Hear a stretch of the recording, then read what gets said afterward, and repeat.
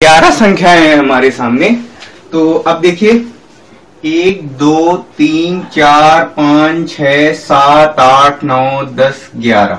ठीक, 11 संख्याएं, औसत हमें 10.9 दिया है, तो योग आपका हो जाएगा 11 गुणा 10.9। ठीक, तो ये आपका हो जाएगा 119.9। ठीक, अब मध्य संख्या बोल रहा है तो मध्य संख्या होगी छठी संख्या, जो 6 नंबर की जो संख्या होगी वही होगी मध्य संख्या। 1 2 3 4 5 6।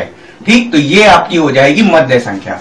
अब ये क्या बोल रहा है, प्रथम 6 का औसत क्या है, 10.5 है, तो प्रथम 6 का जो योग हो जाएगा 6 गुणा 10.5 बराबर ये आपका हो जाएगा 63। ठीक, अंतिम 6 का योग कितना है, 11.4 है।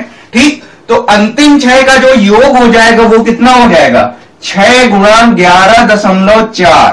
ठीक, और ये हो जाएगा आपका 68.4। ठीक है, अब देखिए इस क्वेश्चन में ये बात समझने वाली होती है कि हमें क्या निकालनी, मध्य की संख्या निकालनी है। तो देखिए जब आप इसमें से इन दोनों को जोड़ करके इन दोनों को जोड़ेंगे और उसमें से इसको घटाएंगे तो आपको जो संख्या मिलेगी वो मध्य की ही संख्या मिलेगी। उसका कारण है, देखिए जब हमने इस पूरे को शामिल किया, ठीक, तब ये एक बार शामिल हो गई ये संख्या। ठीक, जो 6 नंबर की जो संख्या है वो एक बार शामिल हो गई, और जब हमने प्रथम 6 को लिया तब भी ये इसमें है। ठीक, और अंतिम 6 को जब ले रहे हैं तब भी इसमें ले रहे हैं। ठीक, तो ये संख्या तो 3 बार शामिल हो गई। ठीक, 3 बार शामिल हो गई, और जब हम क्या करेंगे, जब हम इसको और इसको जोड़ करके इस पूरे को घटाएंगे तो ये सारी संख्या एक ही बार शामिल थी इसलिए ये खत्म हो जाएंगी। ठीक, लेकिन ये 3 बार शामिल रही है, ठीक, और 2 बार जोड़ के 1 बार घट रही है, तो क्या मिल जाएगी, यही हमें संख्या मिल जाएगी। ठीक, अब इन दोनों को जोड़ देंगे तो हमें जो योग मिल जाएगा वो मिल जाएगा 131.4। ठीक, अब इन दोनों का अंतर ले लेंगे तो हमें मिल जाएगा 11.5। बस 11.5 ही हमारा डी ऑप्शन करेक्ट है। तो ये हमारे सामने प्रश्न है। तो 4 धनात्मक पूर्णांकों का औसत हमें दे रखा है, तो 4 संख्याएं हम इस प्रकार से ले सकते हैं। ठीक है, तो अब देखिए इन संख्याओं का योग कितना हो जाएगा, योग आपका हो जाएगा 290। ठीक, क्या करेंगे, औसत में 4 से गुणा कर देंगे। पहली संख्या हमें, एक संख्या सबसे बड़ी संख्या हमें दे रखी है 117 और सबसे छोटी हमें 15 दे रखी। ठीक, और शेष 2 संख्याएं उनका अंतर हमें दे रखा है 12। ठीक, तो एक x है तो दूसरी क्या हो जाएगी, x माइनस 12 हो जाएगी। ठीक, अब देखिए इन सब संख्याओं का जोड़, ठीक, बराबर हो जाएगा 290 के। ठीक, तो ये आपका क्या हो जाएगा 2x माइनस 12 प्लस 132।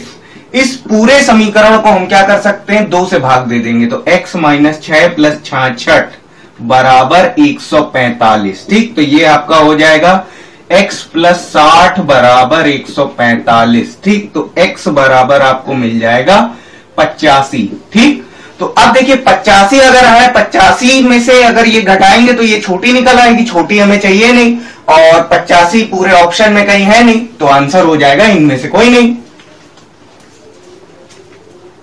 तो ये प्रश्न है हमारे सामने। देखिए a और b का जो औसत हो जाएगा वो क्या हो जाएगा, a प्लस b बटे 2। ठीक, अब हमें n की ऐसी वैल्यू ऑप्शन में से सेलेक्ट करनी है जो कि इस पूरे को ये बना दे। ठीक, तो देखिए n की वैल्यू अगर हम 0 रख के देखेंगे तो क्या हो जाएगा, a की घात 1 प्लस b की घात 1। ठीक, और ये आपका क्या हो जाएगा, ये हो जाएगा आपका a की घात n प्लस b की घात n है। ठीक, तो ये आपका a की घात 0 प्लस b की घात 0। ठीक, तो ये आपका कितना हो गया, a प्लस b, और किसी भी संख्या की घात 0 क्या होता है, 1 होता है, तो 1 प्लस 1 2 हो गया। ठीक, तो यानी n इज इक्वल टू 0 पर ये सेटिस्फाई हो रहा है, तो इसकी n की जो वैल्यू हो जाएगी वो क्या हो जाएगी, 0 हो जाएगी। तो ये प्रश्न है हमारे सामने। a b c का औसत हमें दे रखा है, तो देखिए a प्लस बी प्लस सी बटे 3 बराबर कितना हो जाएगा, m। ठीक, तो a प्लस बी प्लस सी बराबर कितना हो जाएगा, ये आपका 3m हो जाएगा। ठीक, आप क्या करेंगे, दोनों पक्षों में वर्क कर देंगे तो a plus B plus C whole square बराबर ये हो जाएगा 9m स्क्वायर।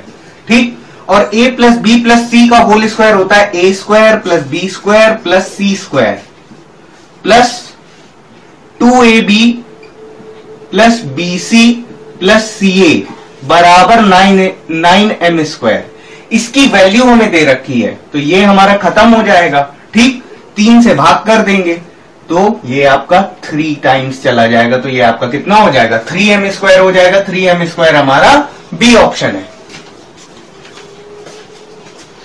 5 संख्याओं का औसत हमें दे रखा है 18। ठीक, तो देखिए 5 संख्याओं का योग क्या हो जाएगा, 5 संख्याओं का योग हो जाएगा 18 गुणे 5 90 हो जाएगा।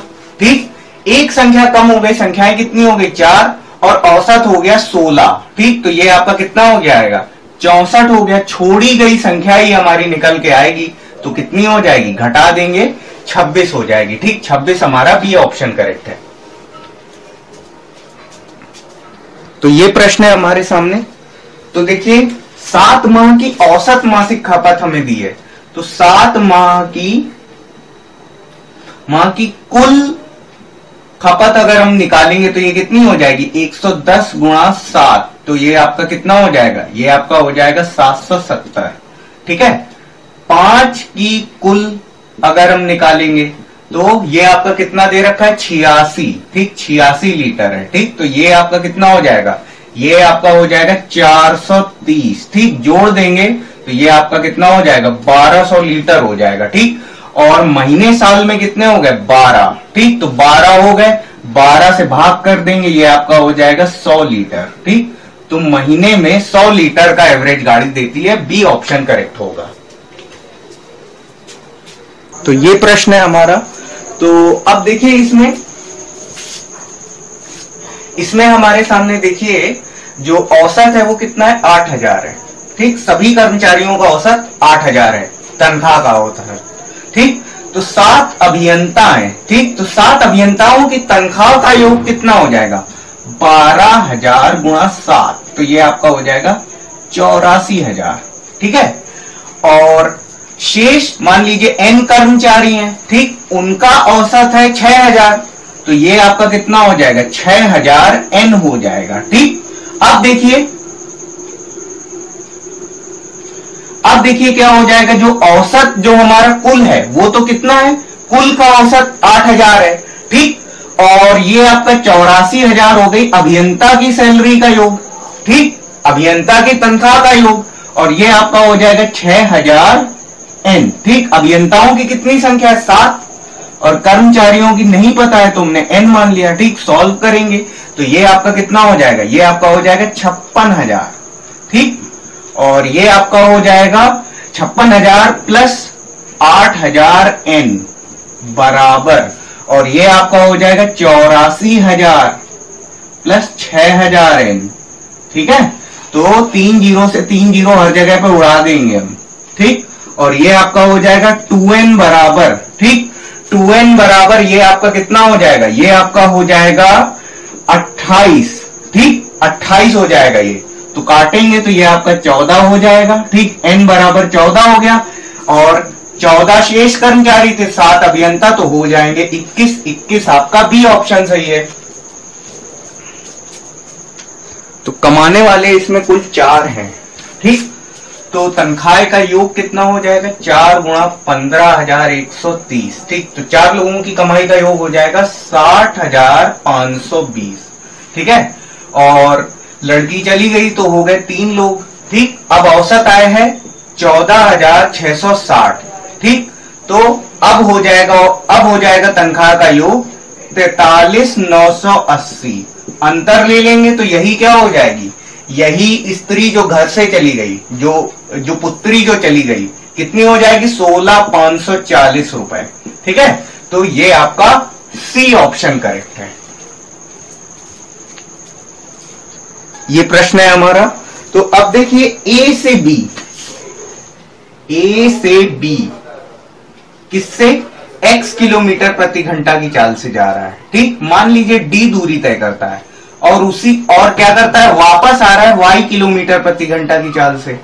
ठीक, तो वापस आते समय भी क्या करेगा, d दूरी ही तय करेगा, क्योंकि डिस्टेंस तो दोनों बराबर ही होंगी, आने में जाने में दोनों में बराबर ही समय लगेगा। सॉरी, आने और जाने में जो दूरी तय करेगा वो बराबर ही करेगा। ठीक, और टाइम मान लीजिए ए बी जाने का टाइम जो है वो टी ए बी, और बी से ए आने का टाइम जो है वो टी बी ए। ठीक, अगर मान लीजिए, ठीक, जो टोटल टाइम लगेगा, ठीक, अब देखिए ये जो टोटल होगा इसमें डिस्टेंस कितनी कवर की है, डबल डिस्टेंस कवर की है, तो मैं इसे लिख रहा हूं 2d, और ये हमको निकालनी है तो इसको मैं मान लेता हूं स्पीड v है। ठीक, और टी ए बी, ठीक, इसमें जाने में जो समय लगेगा, समय बराबर होता है दूरी बटे चाल। ठीक, तो दूरी d है और चाल x है, और यहां पर टी बी ए में क्या है, दूरी d है और चाल y है। ठीक, अब देखिए 2d अपॉन v बराबर, d हमने ले लिया है कॉमन, तो ये 1/x प्लस 1/y, और ये आपका कट जाएगा। ठीक, एलसीएम आप ले लेंगे तो ये आपका हो जाएगा 1/v बराबर, ये हो जाएगा x प्लस y, सॉरी ये हो जाएगा 2/v है, 2/v x plus y upon X Y. ठीक, तो v आपको मिल जाएगा 2xy upon x plus y kilometre प्रति घंटा, kilometre 2x plus Y upon X plus Y, ये आपका बी ऑप्शन। तो देखिए यहां पर हम लोगों ने फॉर्मूला पढ़ा था 2xy upon X plus Y. अभी थोड़ी देर पहले इसी से संबंधित एक सवाल सॉल्व किया था, तो x हो जाएगा यहाँ पर 63 और y हो जाएगा आपका 42। ठीक, x जिससे जाता है, y जिससे वापस आता है। ठीक, तो 2 गुणा कितना हो जाएगा, 63 गुणा 42 बटे 63 प्लस 42। ठीक, तो ये आपका हो जाएगा 2 गुणा 63 गुणा 42 बटे 105। ठीक, तो इसे काट सकते, 21 के पहाड़े से काटेंगे तो ये आपका 2 बार जाएगा और ये आपका 5 बार जाएगा। ठीक, तो ये आपका कितना हो जाएगा, ये आपका हो जाएगा 63 गुणा 4/5। ठीक, 4/5 को मैं लिख सकता हूं 0.8। ठीक, तो ये आपका हो जाएगा 8 से 24 48 तो 50। ठीक, तो 50.4 किलोमीटर प्रति घंटा, बी ऑप्शन हमारा सही।